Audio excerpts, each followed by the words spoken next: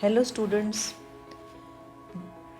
ਜਿਵੇਂ ਕਿ ਤੁਹਾਨੂੰ ਪਤਾ ਹੈ 4 ਦਸੰਬਰ 2024 ਨੂੰ ਤੁਹਾਡਾ ਨੈਸ ਦਾ ਪੇਪਰ ਹੋਣ ਜਾ ਰਿਹਾ ਹੈ, ਜਿਸ ਦਾ ਨਵਾਂ ਨਾਮ ਪਰਖ ਰਾਸ਼ਟਰੀ ਸਰਵੇਖਣ 2024 ਹੈ। ਤਾਂ ਕਲਾਸ 9th ਦੇ ਲਈ ਉਹਦੇ ਲਈ ਸੈਂਪਲ ਪੇਪਰ ਇੱਕ ਡਿਪਾਰਟਮੈਂਟ ਵੱਲੋਂ ਦਿੱਤਾ ਗਿਆ ਹੈ। ਉਹਦੇ ਵਿੱਚ ਆਪਾਂ ਮੈਥਸ ਔਰ ਸਾਇੰਸ ਦੇ ਕੁਐਸਚਨਸ ਅੱਜ ਕਵਰ ਕਰਾਂਗੇ। ਤਾਂ ਸ਼ੁਰੂ ਕਰਦੇ ਹਾਂ ਪਹਿਲੇ ਕੁਐਸਚਨ ਤੋਂ। A bookshop owner sold 60% of the books and still has 540 books. What is the total number of books he originally had? ਕਿਤਾਬਾਂ ਵਾਲੇ ਦੁਕਾਨਦਾਰ ਨੇ ਕੁੱਲ ਕਿਤਾਬਾਂ ਵਿੱਚੋਂ 60% ਕਿਤਾਬਾਂ ਵੇਚ ਦਿੱਤੀਆਂ ਅਤੇ ਉਸ ਕੋਲ 540 ਕਿਤਾਬਾਂ ਬਾਕੀ ਹਨ, ਇਹ ਰਹਿ ਗਈਆਂ ਹਨ। ਉਸ ਕੋਲ ਸ਼ੁਰੂ ਵਿੱਚ ਕੁੱਲ ਕਿੰਨੀਆਂ ਕਿਤਾਬਾਂ ਸਨ? ਇਹਦੇ ਵਿੱਚ ਉਹਨੇ ਕਿਹਾ ਨਾ 60% ਜਿਹੜੀਆਂ ਕਿਤਾਬਾਂ ਨੇ ਉਹ ਵੇਚ ਦਿੱਤੀਆਂ ਗਈਆਂ ਨੇ, ਠੀਕ ਹੈ, ਵੇਚੀਆਂ। ਤਾਂ 40% ਜਿਹੜੀਆਂ ਉਹ ਨਹੀਂ ਵੇਚੀਆਂ, ਠੀਕ ਹੈ। ਇਹਦਾ ਮਤਲਬ 40% ਕਿਤਾਬਾਂ ਉਹਦੇ ਕੋਲ ਬਚੀਆਂ ਵੀਆਂ ਨੇ। ਹੁਣ 40% ਕਿਤਾਬਾਂ ਜਿਹੜੀਆਂ ਆਪਾਂ ਨੂੰ 540 ਦੇ ਰੱਖੀਆਂ ਨੇ, ਸੋ ਐਕਸ ਦਾ ਜੇ ਆਪਾਂ 40% ਕੱਢੀਏ ਤਾਂ ਉਹ 540 ਹੈ। ਜੇ ਇਸ ਤਰੀਕੇ ਨਾਲ ਆਪਾਂ ਐਕਸ ਦੀ ਵੈਲਿਊ ਸੋਲਵ ਕਰਾਂਗੇ ਤਾਂ 1350 ਆਏਗੀ। ਇਹ ਤੁਸੀਂ ਇਸ ਤਰੀਕੇ ਨਾਲ ਸ਼ਾਰਟਕਟ ਮੈਥਡ ਨਾਲ ਵੀ ਇਹਨੂੰ ਕਰ ਸਕਦੇ ਹੋ। ਤਾਂ D option is the right option. Second question ਕੀ ਕਹਿ ਰਿਹਾ? Find the area of the given figure. ਤੁਹਾਨੂੰ ਦਿਖ ਹੀ ਰਿਹਾ ਹੈ ਕਿ ਜਿਹੜੀ ਗਿਵਨ ਫਿਗਰ ਹੈ ਉਹ ਇੱਕ ਤ੍ਰਿਭੁਜ ਹੈ ਔਰ ਉਹਨੇ ਤ੍ਰਿਭੁਜ ਦਾ ਏਰੀਆ ਫਾਈਂਡ ਆਊਟ ਕਰਨ ਨੂੰ ਕਿਹਾ ਹੈ, ਖੇਤਰਫਲ ਪਤਾ ਕਰਨ ਨੂੰ ਕਿਹਾ ਹੈ। ਤਾਂ ਏਰੀਆ ਜਾਂ ਖੇਤਰਫਲ, ਉਹਦਾ ਤਿਕੋਣ ਦੇ ਲਈ ਫਾਰਮੂਲਾ ਕੀ ਹੁੰਦਾ? 1/2 ਬੇਸ ਮਲਟੀਪਲਾਈਡ ਬਾਈ ਹਾਈਟ, ਯਾਨੀ ਕਿ ਆਧਾਰ ਗੁਣਾ ਉਚਾਈ ਔਰ ਅਪੋਨ 2। ਤਾਂ ਜਿਹੜਾ ਆਧਾਰ ਜਿਹੜਾ ਆਪਾਂ ਨੂੰ ਬੇਸ ਦੇ ਰੱਖਿਆ ਹੋਵੇ ਉਹਦੇ ਉੱਪਰ ਦੀ ਹੀ ਉਚਾਈ ਹੋਣੀ ਚਾਹੀਦੀ ਹੈ। ਸੋ ਉਹੀ ਦੇ ਰੱਖੀ ਹੈ। 1/2 ਆਧਾਰ ਹੈ 16 ਔਰ ਉਚਾਈ ਹੈ ਆਪਣੇ ਕੋਲ 18, ਠੀਕ ਹੈ। ਤਾਂ 16 ਮਲਟੀਪਲਾਈਡ ਬਾਈ 9, 144 ਮੀਟਰ ਸਕੁਆਇਰ ਆਪਣੇ ਕੋਲ ਆਂਸਰ ਆ ਗਿਆ। From the given figure find the measure of angle AOD। ਇਸ ਚਿੱਤਰ ਦੇ ਵਿੱਚ ਬੇਟਾ ਤਿਕੋਣ BOC ਦੇ ਵਿੱਚ ਪਹਿਲਾਂ ਆਪਾਂ ਐਂਗਲ ਸਮ ਪ੍ਰੋਪਰਟੀ ਲਗਾ ਲਾਂਗੇ ਔਰ ਟ੍ਰਾਇੰਗਲ BOC ਦੇ ਵਿੱਚ ਐਂਗਲ B ਹੈ ਨਾ ਔਰ ਐਂਗਲ C ਔਰ ਐਂਗਲ O ਦਾ ਜਿਹੜਾ ਸਮ ਹੈ, ਜੋੜ ਹੈ 180 ਡਿਗਰੀ ਆਉਂਦਾ ਹੈ। ਉਸ ਹਿਸਾਬ ਨਾਲ ਜਿਹੜਾ ਆਪਣਾ ਐਂਗਲ O ਹੈ 180 ਮਾਈਨਸ 60 120 ਡਿਗਰੀ ਬਣ ਜਾਏਗਾ। ਹੁਣ ਜੇ ਆਪਾਂ ਧਿਆਨ ਦਈਏ ਜਿਹੜੇ ਆਹ ਦੋ ਐਂਗਲਸ ਨੇ, ਜਿਹੜਾ ਅਸਲ ਵਿੱਚ ਐਂਗਲ ਪੁੱਛਿਆ ਐਂਗਲ AOD ਔਰ ਜਿਹਨੂੰ ਆਪਾਂ ਨੰਬਰ 1 ਲੈ ਲਈਏ ਜੋ ਕਿ ਹੁਣ ਆਪਾਂ ਫਾਈਂਡ ਆਊਟ ਕੀਤਾ ਹੈ, ਇਹ ਦੋਨੋਂ ਵਰਟੀਕਲੀ ਅਪੋਜ਼ਿਟ ਐਂਗਲਸ ਨੇ, ਯਾਨੀ ਕਿ ਸਿਖਰ ਸਨਮੁਖ ਕੋਣ ਹਨ। ਸਿਖਰ ਸਨਮੁਖ ਕੋਣ, ਠੀਕ ਹੈ। ਤਾਂ ਸਿਖਰ ਸਨਮੁਖ ਕੋਣ ਕੀ ਹੁੰਦੇ ਨੇ? ਹਮੇਸ਼ਾ ਆਪਸ ਵਿੱਚ ਬਰਾਬਰ ਹੁੰਦੇ ਨੇ। ਤਾਂ ਇਹਦਾ ਮੈਜਰਮੈਂਟ ਵੀ ਕਿੰਨਾ ਆ ਗਿਆ? 120। B option is the right option. ਚੱਲਦੇ ਹਾਂ ਕੁਐਸਚਨ ਨੰਬਰ 14।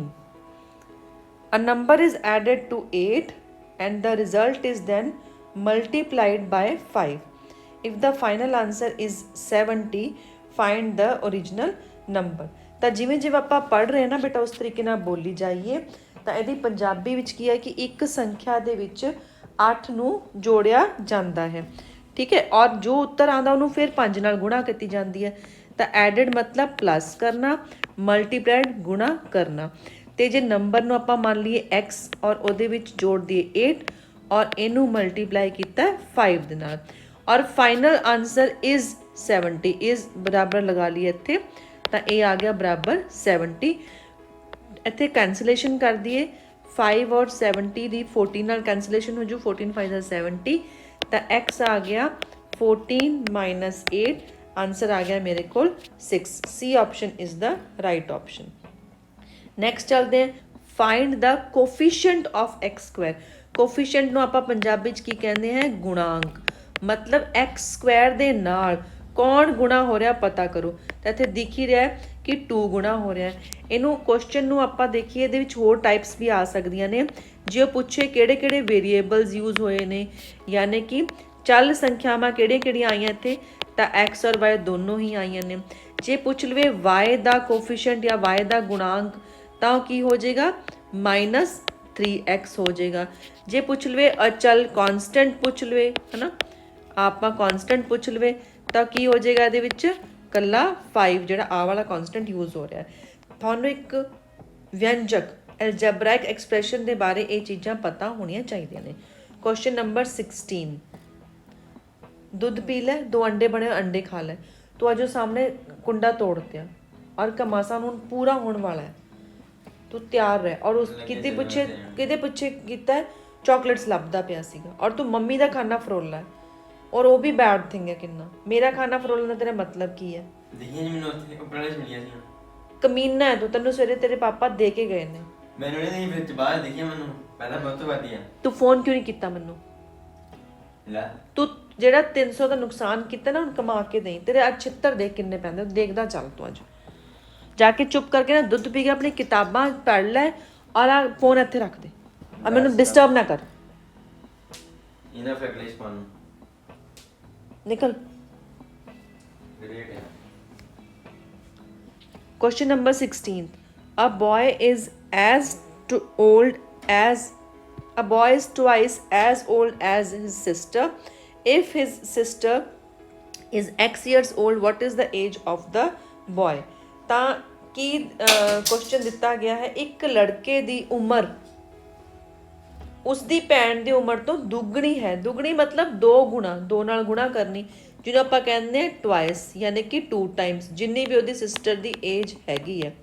ਠੀਕ ਹੈ, ਜੇਕਰ ਉਸਦੀ ਭੈਣ ਦੀ ਉਮਰ x ਸਾਲ ਹੈ, ਭੈਣ ਦੀ ਉਮਰ ਕਿੰਨੀ ਹੈ, x ਸਾਲ ਹੈ, ਤਾਂ ਲੜਕੇ ਦੀ ਉਮਰ ਕਿੰਨੀ ਹੋਏਗੀ? ਇਹ ਤਾਂ ਬੇਟਾ ਆਬਵੀਅਸ ਹੀ ਗੱਲ ਹੈ, 2 ਗੁਣਾ x ਹੀ ਹੋਏਗੀ, ਹੈ ਨਾ।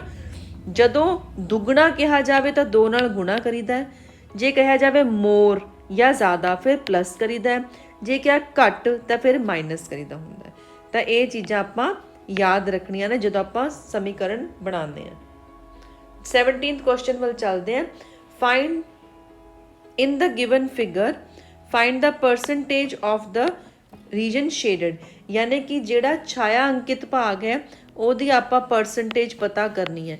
ਪਰਸੈਂਟੇਜ ਪਤਾ ਕਰਨ ਲਈ ਬੇਟਾ ਪਹਿਲਾਂ ਇਹ ਪਤਾ ਹੋਣਾ ਚਾਹੀਦਾ ਕੁੱਲ ਕਿੰਨੇ ਹੈ ਔਰ ਕੁੱਲ ਭਾਗ ਦੇ ਵਿੱਚੋਂ ਕਿੰਨੇ ਭਾਗ ਵਿੱਚ ਆਪਾਂ ਰੰਗ ਕੀਤਾ ਗਿਆ।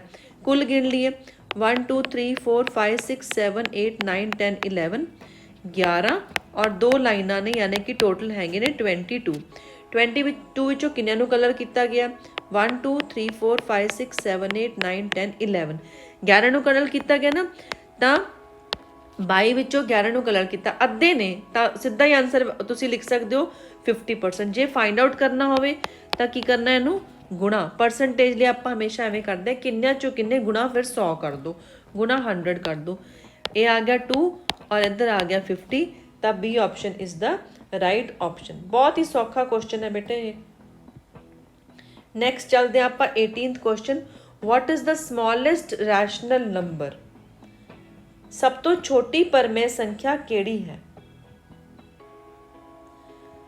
ਤਾਂ ਬੇਟਾ ਆਪਾਂ ਇਹਨੂੰ ਪੁਆਇੰਟਸ ਵਿੱਚ ਕਨਵਰਟ ਕਰ ਲਈਏ ਤਾਂ ਇਹ ਬਹੁਤ ਹੀ ਸੌਖਾ ਰਹੂਗਾ, ਬਟ ਆਪਾਂ ਮਾਈਨਸ ਦਾ ਧਿਆਨ ਵੀ ਜ਼ਰੂਰ ਰੱਖਾਂਗੇ। ਤਾਂ ਜੇ ਇਹਨੂੰ ਪਹਿਲੇ ਨੂੰ ਪੁਆਇੰਟ ਵਿੱਚ ਕਨਵਰਟ ਕਰੀਏ, ਬਣਦਾ ਹੈ -1.8, 5 ਨਾਲ ਡਿਵੀਜ਼ਨ ਹੋ ਰਹੀ ਹੈ, ਖਤਮ ਹੋ ਜਾਏਗੀ ਨਾ ਈਜ਼ੀਲੀ, ਸ਼ਾਂਤ ਟਰਮੀਨੇਟਿੰਗ ਡੈਸੀਮਲ ਬਣ ਜਾਂਦਾ ਹੈ। ਇਹ ਹੋ ਗਿਆ -0.8 और ये आ गया -0.555 और लास्ट वाला -9/8 इज़ -1.125। ये तुहानूं दिख रहा है कि 1 नालों वड्डा है, तो न्यूमैरिकली 9/8 वड्डा है, बट जदों आपां इहनूं माइनस करांगे मूरे, जदों आपां उहदे मूरे माइनस लगा दिंदे हैं तो संख्या रेखा दे उपर, नंबर लाइन दे उपर जिन्ने नैगेटिव नंबरस हुंदे ने, जिन्ने आपां लैफ्ट हैंड साइड पासे जाई जावांगे, खब्बे पासे जाई जावांगे, उन्ने नंबरस की हुंदे जाणगे, स्मॉल हुंदे जाणगे। तो उस हिसाब दे नाल स्मॉलेस्ट नंबर जिहड़ा है वो -9/5 है। एक हुण ध्यान नाल कई बार अपन ना इस तरीके नाल आ जांदा 1 + 3 + 5 + 7 + 9। तुसीं 8th क्लास विच कीता होया कि सम ऑफ जब आप ऑड नंबरस लेंदे, कॉन्जिक्यूटिव ऑड नंबरस लेंदे, लगातार टांग संख्यावां लेंदे ने, तो वर्ग बनदियां ने जिन्नी संख्यावां उन्नी दी। जिवें कि मैंने आ लिखिया तो 1 2 3 4 5, ਇਹ 5 ऑड ਨੰਬਰਸ ਲਿਖੇ ਨੇ ਨਾ ਤੇ 5 ਦਾ ਵਰਗ ਹੈ ਯਾਨੀ ਕਿ 25 ਆ 5 ਦਾ ਸਕੁਆਇਰ। ਹੁਣ ਇੱਥੇ ਆਏਗੇ ਨੰਬਰ ਉਹ 21 23 25 27 29 ਇਹਨਾਂ ਨੂੰ ਆਪਾਂ ਤਰੀਕੇ ਨਾਲ ਜੋੜ ਲਈਏ। 21 ਦੇ ਵਿੱਚ ਆਪਾਂ 29 ਨੂੰ ਜੋੜ ਲਈਏ। ਕਿਉਂ ਕਹਿ ਰਹੀ ਹਾਂ ਮੈਂ 9 ਔਰ 1 ਜਿਹੜਾ ਹੈ ਨਾ ਉਹ 10 ਬਣ ਜਾਂਦਾ ਹੈ। ਇਧਰੋਂ 3 ਔਰ 7 ਨੂੰ ਜੋੜਦੀ ਇਹ ਵੀ 10 ਬਣ ਜਾਏਗਾ ਤਾਂ ਇਹਨੂੰ ਜੋੜ ਕਰਨਾ ਈਜ਼ੀ ਹੋ ਜਾਏਗਾ। ਆ ਵੀ ਆਪਣੇ ਕੋਲ ਬਣ ਗਿਆ 50, ਆ ਵਾਲਾ ਵੀ 50 ਬਣ ਗਿਆ, 23 और 27 ए भी 50 बन गया और बिच बच गया 25 ए। तो मेरे को आंसर कितना बन गया, जोड़ कितना बन गया 100 और 25 तो 125 125 ਜਿਹੜਾ ਕਿਹਦਾ ਕਿਊਬ ਹੁੰਦਾ ਹੈ 5 ਦਾ, ਕਿਉਂਕਿ 5 ਨੂੰ 3 ਟਾਈਮਸ ਮਲਟੀਪਲਾਈ ਕਰਾਂਗੇ। 5 ਦਾ ਘਣ 125। C option is the right option. ਚਲੋ ਨੈਕਸਟ ਚੱਲਦੇ ਹਾਂ ਆਪਾਂ question number 20। Find the value of the given expression when p is equals to -3। आ जिहड़ा दिता होया अपने कोल व्यंजक है इहदे विच p नूं -3 पुट करना ते फिर दसना इहदा मुल असल विच कितना आएगा। तां इहनूं सॉल्व कर लैंदे आ। जिथे ते p उत्थे पुट करी जाओ बेटा -3 5 और -3 दा इत्थे क्यूब आ गया -3 दा स्क्वायर प्लस 8 मल्टीप्लाइड बाय -3 और -1 ये आ गया। जो इन्हें सॉल्व करते हैं 5 मल्टीप्लाई -27 माइनस इधर आ गया 9 ये आ गया 24 -1। एक गल ध्यान दो बेटा जो आप माइनस वाली संख्या की थर्ड पावर ली है तो क्योंकि पेयरिंग नहीं हो पाई हैगी, एक माइनस कला रह गया तो आंसर माइनस विच आया। जो आप -3 का स्क्वायर लिया फिर पेयरिंग होगी जोड़ा बन गया तो यदा आंसर +9 आया। आ माइनस का बाहर पहला ही सीगा। आ 8 -3 अगेन एक माइनस है तो -24 है। इनू आप सॉल्व करांगे -135 इधरों -10 और -24 तो आंसर आ जाएगा मेरे को -169।